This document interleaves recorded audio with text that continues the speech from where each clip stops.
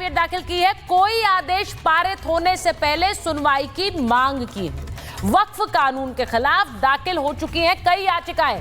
जरा याचिकाओं वाली ग्राफिक भी अपने स्क्रीन पर रखिए, क्योंकि बहुत सारी याचिकाएं दाखिल हुई हैं। सुप्रीम कोर्ट में अब केंद्र सरकार ने भी कैविएट दाखिल किया है कि कोई भी आदेश बिना सुनवाई के ना हो, कोई भी आदेश पारित होने से पहले केंद्र की भी पक्ष उसमें सुना जाए। मैं जरा बता दूं कि कांग्रेस के सांसद मोहम्मद जावेद और एमआईएम नेता असदुद्दीन ओवैसी ने सबसे पहले अपनी अर्जी दाखिल की थी। उसमें आम आदमी पार्टी ने भी डाली है, अमानतुल्लाह खान ने, डीएमके ने भी डाली है, कांग्रेस के सांसद इमरान प्रतापगढ़ी ने भी डाली है, आरजेडी सांसद मनोज झा ने भी डाली है। सिरे से याचिकाएं हैं, सारे सियासतदान हैं, सारे नेता हैं, उनमें से ज्यादातर सांसद हैं। जेडीयू नेता परवेज सिद्दीकी ने डाली है। ये सब याचिकाएं कोर्ट में, कोर्ट ने कहा है 15 तारीख को हम इस पर सुनवाई करेंगे, इस पूरे मामले को, याचिकाओं को क्लब करके। अब ऐसे में जो खबर आ रही है वो ये कि केंद्र सरकार चाह रही है उसका भी पक्ष सुना जाए। था यहाँ 2 वकील हैं, वहां यहाँ वारिस साहब बैठे हुए हैं, विष्णु जी बैठे हुए हैं। विष्णु जी, आमतौर पर सरकार ये क्यों कहती है कैविएट दाखिल की है? क्योंकि उन्हें पता है कोर्ट अपने विवेक से फैसला देगा, कोर्ट अपने विवेक से इस पूरे मामले को आगे बढ़ाएगा। केंद्र सरकार चाह रही है हमारा पक्ष भी सुना जाए इसमें। जी, एक सुप्रीम कोर्ट की प्रक्रिया है, मैं बताना चाहता हूं, क्योंकि ये याचिकाएं दाखिल की गई हैं तो उसमें मांग की गई है ज्यादातर याचिकाओं में, जो मैंने अध्ययन किया है, कि इस कानून को तुरंत रोक दिया जाए, उसको अमल ना किया जाए, लागू ना किया जाए। हाँ। तो अगर कोई ऐसा इंटरिम ऑर्डर पास होता है तो उस स्थिति में केंद्र सरकार ने कहा है कि हमको भी सुना जाए और हमको सुनने के बाद ही कोई आदेश पारित किया जाए, एक्स पार्टी ऑर्डर ना पास किया जाए। तो उसे कैबिनेट की प्रक्रिया कहते हैं, जो केंद्र सरकार ने पूरी की है। अब सुचरिता जी, मैं दूसरी बात यहाँ पे कहना चाहता हूँ। आपको पता है ये सारा यहाँ पे जो माहौल बनाया जा रहा है, ये जो हिंसा की जा रही है, सारी चीजें इसलिए की जा रही हैं कि सुप्रीम कोर्ट में पिटीशन एंटरटेन हो सके।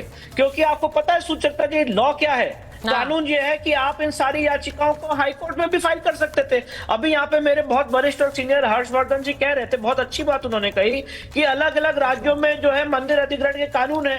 पिछले 13 साल से वो मामला सुप्रीम कोर्ट में लंबित था और अभी सुप्रीम कोर्ट ने 13 साल बाद कह दिया कि जाके उसको हाई कोर्ट में चैलेंज करिए, कि हाई कोर्ट भी इसको देख सकता है। तो ये सुप्रीम कोर्ट में डायरेक्ट आर्टिकल 32 में आए हैं, ये बात हाई कोर्ट में भी करी जा सकती थी और इसीलिए पूरा माहौल बनाया जा रहा है सुचरिता जी। दूसरी बात और बताना चाहता हूँ, वक्फ एक्ट 1995 को लेकर 2018 और 2020 में हमने भी याचिकाएं डाली थी। तब सुप्रीम कोर्ट ने हमें कहा था गो टू हाई कोर्ट में चैलेंज करिए। 120 याचिकाएं सुचरिता जी इस समय देश के अलग अलग अदालतों में, हाई कोर्ट में पेंडिंग है और पिछले 7 साल से उसके न्यायालयीन संघर्ष चल रहा है। तो अगर सुप्रीम कोर्ट में, इसलिए सारी बातें की जा रही है। अब एक बात और कहना चाहता हूं, यहाँ पे जो हमारे भाई साहब हैं उन्होंने बड़ी अच्छी बात कही, राशिद वली बेग की उन्होंने जजमेंट की बात की और बिल्कुल सही बात कही। और इसीलिए मैं ये बात कह रहा हूं कि जब वक्फ का कानून नॉन मुस्लिम पे लागू हो रहा है, सबसे पहली बात तो एक गलत है कि वक्फ का कानून नॉन मुस्लिम पे लागू नहीं होना चाहिए, पर अगर लागू हो रहा है तो क्या फिर नॉन मुस्लिम को रिप्रेजेंटेशन नहीं मिलना चाहिए वो बोर्ड और वक्फ काउंसिल में?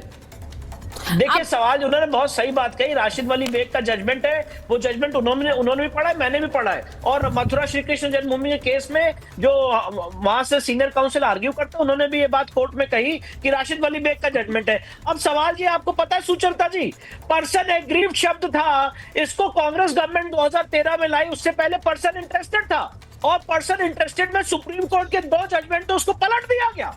Board of Muslim Waqf versus Radhakrishna और फातिमा बेगम के केस को पलट के 2013 में पर्सन एग्रीव्ड शब्द यूज किया गया और उसके बाद हमें मैंडेट किया गया कि अगर वक्फ के सर्वे में नॉन मुस्लिम की संपत्ति जाती है तो उसको वक्फ ट्राइब्यूनल में चैलेंज करना पड़ेगा।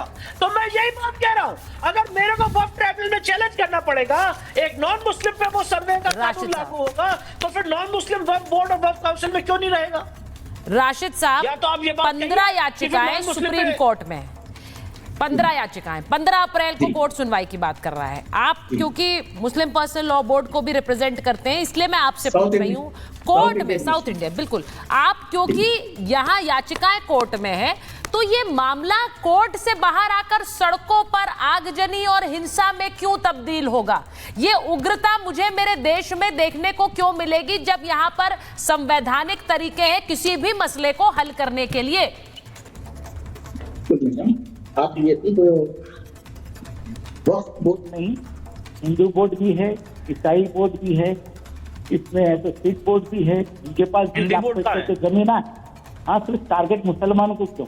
और बीजेपी जो काम कर रही है, अमित शाह जी जो काम कर रहे हैं, नरेंद्र मोदी जी जो काम कर रहे हैं, उसमें हमको हजम नहीं हो रही बात, क्योंकि कभी आप हमारा अच्छा सोच नहीं सके, कभी आप हमारा अच्छा करे नहीं, कभी है सो आप है सो हमारे कुछ सियासत में है सो तो आगे बढ़ाने की कोशिश नहीं करे, ना पार्लियामेंट लेके जाने की कोशिश करे, ना एक मिनट सुनो यार, पहले सुनो आप कोई भी मुस्लिम कोई भी ऐसी बात शादी जी आ रही हूँ नहीं, एक मिनट ये मैं आपको एक बात बता दूं, अल्लाह की जमीन, अल्लाह का घर खोए हैं हम लोग, ये जमीन इंशाल्लाह नहीं खोएंगे। और दूसरी चीज 53 इंच का सीना रहो या कुछ भी रहो सर, ये आसमानी ताकतों से मुकाबला नहीं करना, ये आसमानी ताकतें हैं। इससे पहले बाबरी मस्जिद का हादसा हुआ, पूरा फिलक आ गया, जलजले आ गए हिंदुस्तान में, तबाह ताराज हो गया। सुचरिता ये तो बहुत अच्छी बात है राशिद साहब, आपने कहा ये अल्लाह की जमीन है, लेकिन सबसे बड़े दगाबाज तो फिर वही हैं जो अल्लाह की जमीन पर कब्जा करके बैठे हैं, वो सियासतदान जो कब्जा कर रहे हैं,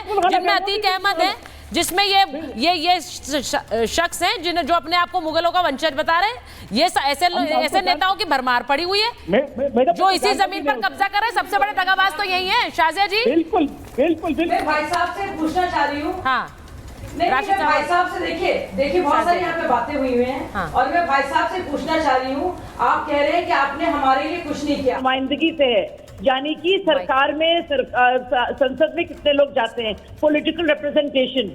जब कोई मुसलमान जाता भी बीजेपी में तो उसको क्या कुछ कहा जाता है, फिर आप तवक्को करते हैं कि और टिकट भी दिए जाएंगे। और उसके अलावा बताइए, ये तो एक बात रही पॉलिटिकल रिप्रेजेंटेशन की, यानी कि बीजेपी या कोई भी पार्टी हो अपने हिसाब से विनेबिलिटी के आधार पर टिकट देगी, लेकिन आप बताइए सिर्फ पॉलिटिकल नुमाइंदगी होती है कि उसमें मुद्रा योजना जैसा या उज्ज्वला योजना जैसा या आवास जैसी योजनाएं जरूरी हैं।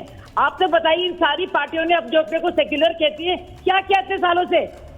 अगर किसी ने कुछ किया है साक्षरता के लिए, अगर किसी ने कुछ किया है बेहतरी के लिए, अगर किसी ने कुछ किया है रोजगार के रास्तों के लिए या तालीम के लिए, वो भाजपा की सरकार है।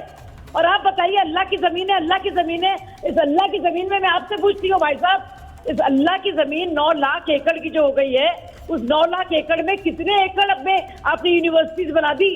एक कोई शानदार यूनिवर्सिटी बताइए, 10 अस्पतालों का नाम बताइए, 5 स्कूलों का नाम बताइए, 4 मेडिकल है वो हटा के नाम नहीं। और देखिए के लिए ये तस्वीरें मणिपुर से आ रही हैं, आप बता सकते हैं? ये तस्वीरें मणिपुर से आ रही है। मैं अपने दर्शकों को एक और चीज बताऊं, आज की जो खबर आई कि कैसे एक रिटायर्ड कर्नल एक टैक्सी में बैठे हुए थे वारिस साहब, वो वक्फ पर किसी से बात कर रहे थे, ड्राइवर साहब ने सुन लिया और उन्होंने कहा कि ये वक्फ के खिलाफ है, गाड़ी वहीं उतारने की बात कह दी। कहते नहीं जाऊंगा लखनऊ, कानपुर से लखनऊ जा रहे थे, कहा नहीं जाऊंगा, गाड़ी में से उतरने के लिए कहा, मारपीट भी हुई।